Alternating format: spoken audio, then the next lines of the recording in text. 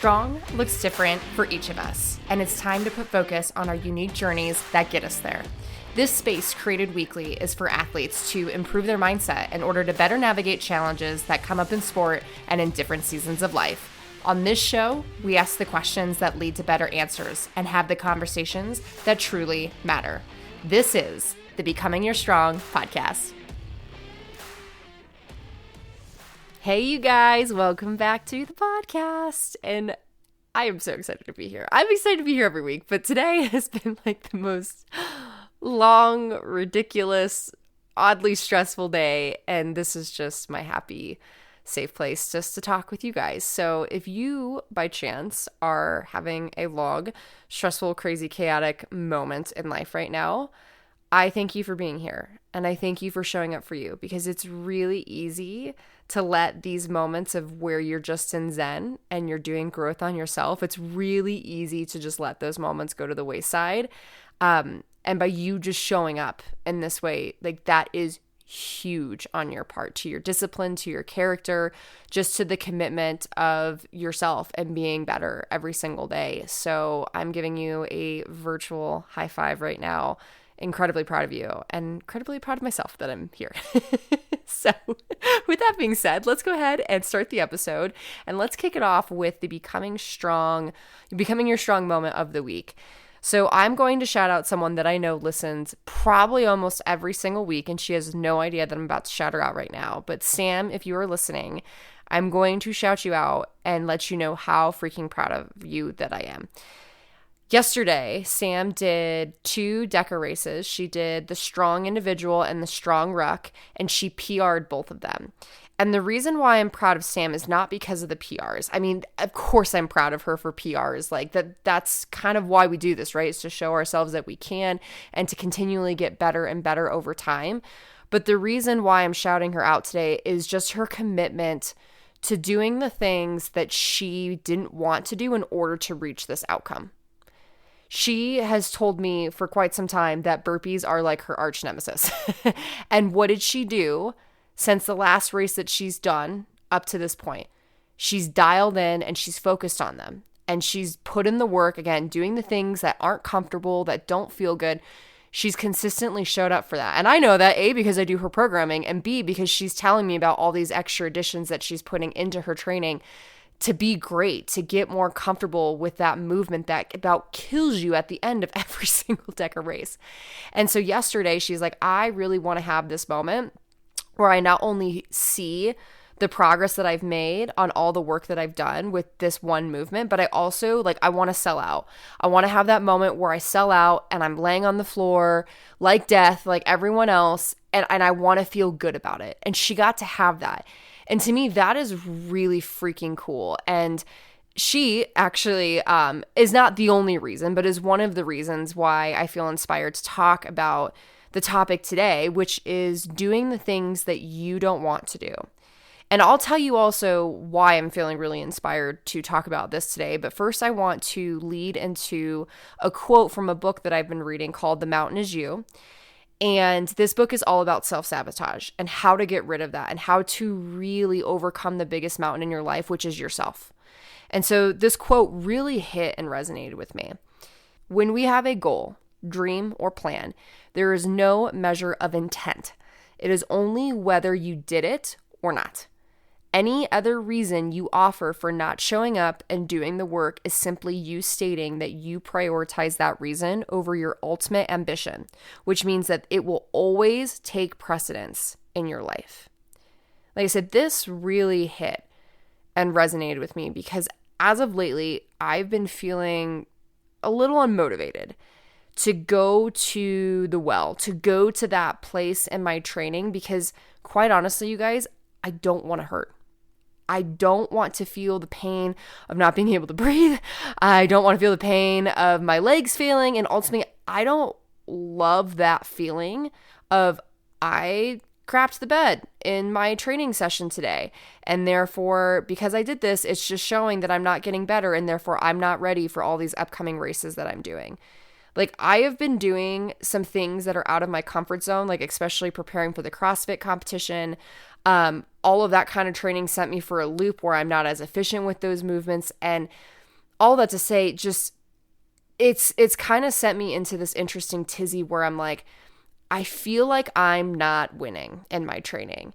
And this constant loop of like, this hurts, this sucks, it really has been messing with my mindset a little bit and has made me want to not necessarily cut corners, but kind of cut corners in my training. And I have never been that type, like ever. Like when I joined Underdog Fitness this time last year, or I guess a couple months earlier than that, but when I joined, I have been so committed to my goal and I would do whatever it took to get it done. And I feel like that whip has been lost a little bit. And that scares me, right? Because this is important to me. And I love what I do. And so when something like this happens, it makes me question like what's going on. And so I've been doing a lot of deep introspection on this. I've been trying to identify why I'm feeling this way and how to course correct it. So I want to be vulnerable today, and not only sharing this, but sharing the process that I've been going through and some of the important thoughts I've been having in hopes that you can relate to it and not feel alone in this, and find some action items that you can take for yourself in your personal journey through this if you find that you're struggling with this just as much as I am. So there's 3 sort of parts to this. The first part of it, I would say the first step of the process is evaluation of my personal expectations and goals. I've had to ask myself what I'm going after, if it's really in line with what's most important to me in life right now, and if it's actually what I love. And that's a tough question, right? Is to really think about that deeply. And so I've asked myself that question and I've thought about it. And I started to think about this. I thought back to the very first time that I set the Rec World Record. And I loved it, not because of the outcome itself, but because of how powerful I felt in that training block, in that moment of just putting 20 pounds on my back and getting through what's already a hard race and just kicking total ass doing it. Just being able to turn on one of my favorite songs and do it in my home gym at Underdog Fitness with my favorite people in the entire world and just rock out while I'm celebrating the amazing things that I can do with my body. I also love the way that it forces me to slow down and just enjoy the movement and just be present in that. It also made me think about Atlas. And when I did it for the very first time, when it came out, I loved the way that it made me feel so strong, like legitimately strong, and that I actually got to lift some heavy shit. Again, I got to find my flow, but in this way, it was like I got to focus on things that I wasn't totally familiar with, which intrigued me. It made me curious and I wanted more of it. When I did Cirrus Bricks last year, I loved that I said yes to something that scared me and got me to really show myself how well-rounded of an athlete that I actually am and continue to grow that. And I shared those 3 different experiences because those are the 3 big goals and events that I'm currently working towards. In April, I'm going to do another DECA Atlas. I was the original world record setter. That got broken, which is totally fine. Records are meant to be broken. And I feel like I have a really good shot of going back at that time. In fact, being able to beat that time. And so I'll be doing that in April. In May, or I guess I should say in March throughout May, I'm going to be doing the Cirrus Bricks competition series here in Colorado. And last year I won that, and it'd be cool to really defend my title. But for me, I'm really just focused on like utilizing this very well-rounded program. Like they test not just strength, but they test agility and endurance and speed. Like they really look at, can you be the most well-rounded athlete? And I freaking love that. So I want to see myself grow in all 4 of those areas in comparison to last year. And then in May, I'm going to be going back out to Underdog Fitness to do an individual strong, because I want to qualify for elite again this year. And I'm also going to maybe go after the strong world record again. We'll see kind of how that goes. But that's the reason why I shared those 3 experiences, is because I'm going after those goals at the immediate moment. And right now, when you think about the outcome can be incredibly daunting. There's that self-doubt. There's that feeling or worry of like, what if I can't do it? But when I go back to these experiences, it just puts me in this positive headspace. I shifted my perspective from the outcomes back over to the process, and I focused on the feelings that inspire me over the temporary feelings of pain and depletion, and even the future feelings of worry and fear of, and am I enough? So this alone was a really powerful process for me, because I was able to go back into focusing on the right things. And what came from that then was also having to think through what I'm expecting myself to do, like how I'm expecting myself to show up every single day in order to achieve XYZ goals. And what I realized is that I'm falling into the comparison game. I am seeing how other people are training, and I'm trying to keep up with them. And if I don't hit those paces that they're putting up, if I don't look nearly as composed as they do, then I feel like absolute garbage. And then as a byproduct, I lose confidence in myself, and I just don't feel like I will ever hit the mark that I want to hit because of it. It's been quite the process to find this balance of using what other people are doing as a source of inspiration, as an example of what's possible for me too, but then also on the flip side, staying within myself to focus on where I'm at in this season of life, in this part of my training. I need to get back to seeing how far I've come as an individual in these things, and building up my personal book of proof without worry that it's not good enough for others. And when I say without worrying that it's not good enough for others, I say that in a way of worrying that if I say this is what I did today, that people would not judge and think, who does she think she is? Or she's nowhere close, right? Like thinking about what other people are thinking and judging what I'm doing. I'm trying to rid that from my life. And I'm trying to just get totally internal on celebrating exactly where I'm at, again, without that worry of other people thinking, oh, I've got her beat. That like there's no way that she's going to get to where she wants to go off of those paces, etc.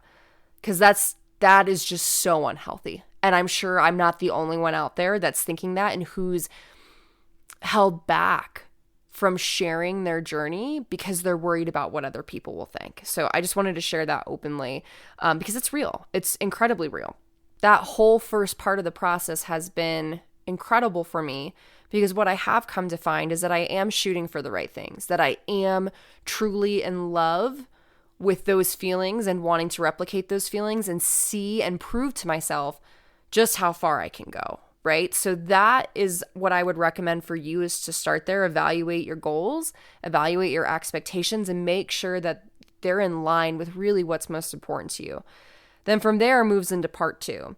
And that part 2 for me was creating a success formula. I asked myself, what is actually going to get me to these goals that I just proved were important to me? And I thought about it in a way of like, okay, well, what got me there last time? I know that the same exact things are not going to get me to my outcomes that I want because I'm just a little bit further ahead now. But I know that there are trends within the formula that I used this last time around that worked, that I can still apply to this round. So for my formula of success, here's what I found as to how I went from average age grouper to elite athlete last year and just had a total breakout year. There was intentional focus, mindset focused on collecting data, and reflection and celebration on what occurred. Those 3 things alone kept me again within myself and allowed for me to do that me versus me race and just continue to get better and better and better, not only with every single competition, but with every single training session, right? I've been pretty good at having intentional focuses when I train. And when I feel like I'm going to hit a session where I can't really find that intention, I take the liberty personally of tweaking things so I can. And that's one reason why I love training with Kevin, is because I can talk to him about these things and just say, hey, like, I need to tweak this. And he allows me to do that. In fact, what I tell my athletes is that if you have a scratch, freaking itch it. I cannot change what's going on in your head. Only you can. So if you need to overcome a self-limiting belief that you have about a race or anxiety on something that you were about to compete, smash it. Freaking smash it. Even if that means that it temporarily takes you away from that day's programming. I truly believe so much of the sport, you guys, is mental, and you will always get more out of scratching that itch that you have to overcome the mental barrier that's in your head, and therefore that will help you find solutions and build confidence over doing sessions that you don't have a point to. So we've been good there, but the other two parts that I mentioned of my formula for success, which is mindset on collecting data and reflection and celebration on what occurred, those are the two things that I find as the current weak spot. And so I'm currently doing the work necessary, now that I'm aware of it, to put that back into my regimen. Something that I did want to mention before I move into part number 3 that goes along with this topic that I want to share my thoughts on. There was this reel that I've seen now a couple of times, and it's all about doing the things that you don't want to do and how that increases a certain part of your brain. And the bigger it is, the more you essentially outperform others, right? Or you're able to flip that switch to go the extra mile that just other people that don't have that part of their brain developed, they can't do that. This is, like I said, where I've been struggling and I feel like I'm cutting the corners on. And that to me is upsetting. I usually find the things, you guys, that I don't want to do are usually the needle moving things. And here's the important part. It's not because I don't want to do that thing and get better, because clearly I do. It's a fear that I will fail in that moment. And that is what brought me to this last part of the process, which is redefining measure of success. This is something that needs to be done a handful of times throughout the year, because life is always changing and no goal has the same measure of success. So the question that I come back to, that I always ask myself when I find myself trying to redefine that measure of success, is what is the story that I want to tell? Not the outcome that I want to get, but what is the story that I want to tell? I also go back to finding that intention that we just talked about, and I think about what I want to focus on. For example, when I was doing my 500 meter ski repeats the other day, my intention was to push the efforts to practice compromise skiing. That was the overall intention of, like, I want to get to the ski and feel the way that I feel when I normally get to the ski in the race. And then I want to focus on pushing past that part, because this is the part of the race where I find that I'm not necessarily the weakest, but it's not my strongest part of the race. And if I don't do a good job of managing my efforts there, the back half of my race, which is where I'm strongest at, tends to crumble, right? So I always kind of freak myself out about going too hard on the ski. And so I was like, I just want to go hard and show myself that I can do this and I can put in a good effort and still, like, have a minute of rest and be able to hit it hard again. Like, just show myself how fast I can recover. Instead of focusing, though, on that, in the workout itself, instead of focusing on the pace, I was like, let's focus on my breath. Let's focus on connecting with my core and counting my strokes. This took the focus off of something that normally stresses me out and just allowed me to tap into my flow again. And again, go back to gaining that data on what's working and what's not working, to overall find those things that are going to build my confidence rather than wreck it. So by focusing on those things, even though I had the intention of this is what I want to get out of it, when my focus shifts just a little bit, each round that I did that and I focused on those 3 things, I felt success. I felt, okay, I did the thing. And so maybe it's just a shift again on what it is that you're focusing on and how you're defining success from that specific training session. The last thing that I'll say on measure of success is that there is no right or wrong measure for you as long as it is important to you. Sometimes my measure of success is just taking the first step. I'm dead serious. It's just taking the first step, doing the warm-up, being courageous enough, you guys, to take the first step and start the process regardless of what it leads me to, whether it's an ideal outcome or not. Sometimes my measure of success, I'm not even kidding, is taking the first step. It's just do the warm-up. Do the warm-up, see how you feel, and if you don't feel great, call it.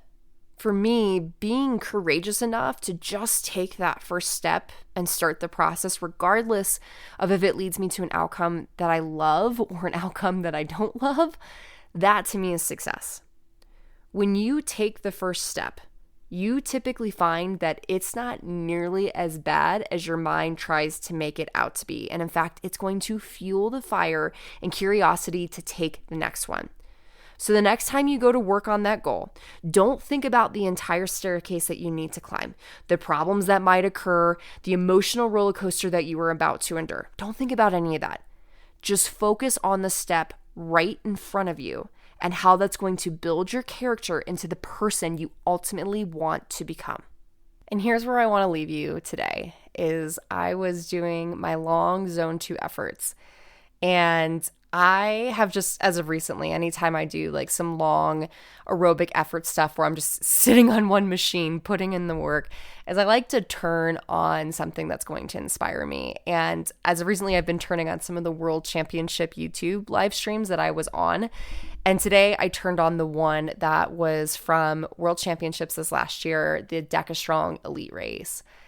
And just in the middle of watching it, I just was like, so smiley, and I almost started to like shed a tear because I was like, oh my God, like I did it. I did it. I last year worked so hard to just merely be a part of that race. And I'm sitting here watching myself, like listening to the announcers talk about me, and one of them even had me as their podium picks, like totally shaking up the podium. They're like, I think this girl has what it takes to do it. It just was like so cool to just be like, everything that I worked so hard for totally came to life. And I believe with these shifts that I'm making right now by going through this process mentally, physically, emotionally, that I'm going to have those moments again. And they're not going to be the same moments, but they're going to be exactly what I need, exactly what I need to be the next best version of me, right? So I just wanted to share that as something to make you smile today, and just to remind you, like, go back into that filed book of proof that you had. It might not be a live stream of you kicking ass on a YouTube stream like it was for me, but it could be anything. That one video, that one picture, that one text conversation, whatever it is where you just felt like, I am so freaking proud of myself. Go remind yourself of that. Go remind yourself and give yourself that freaking joy, because you work so hard, and rarely do we ever give each other or ourselves enough credit for that. So go give yourself that credit today. Start there, work through these few pieces of mindset shifts, and I promise that sooner or later, you're going to find yourself with that whip, with that little kick, your pep back in your step in your training. Thank you guys so much for showing up for you today, and I truly hope that this helped. Again, be sure to rate and review the podcast if you haven't already, and share with friends and family that need to hear this message. Hang in there, you guys. Again, I see you, I hear you, I'm here with you, doing it day in and day out. Continue to keep your head up, and as always, just keep becoming your version of strong. I will see you guys next week for another episode. See you then.